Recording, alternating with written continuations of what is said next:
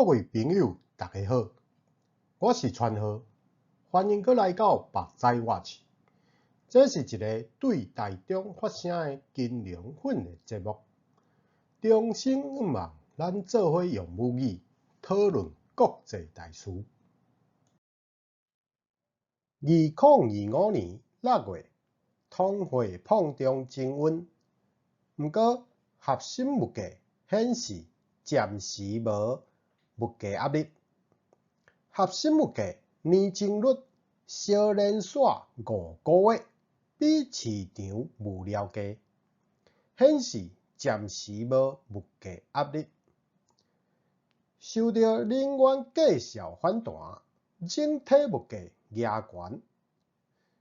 虽然暂时无物价压力，不过关税效应也未完全显现。联准会暂时未急要行动。2025年6月，核心物价月增 0.2%，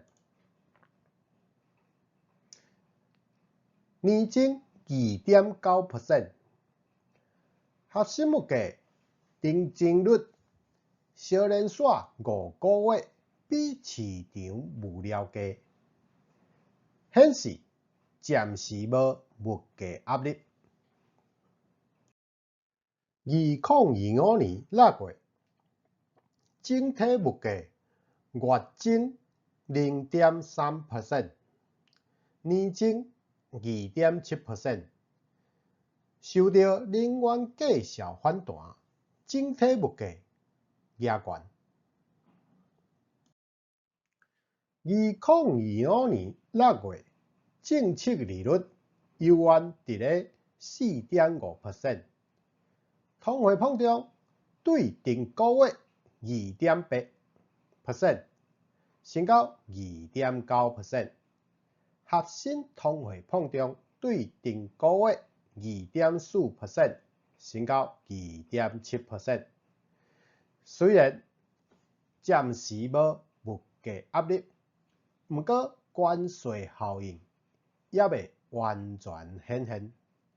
联准会暂时未急要行动。最后，感谢收看，再会。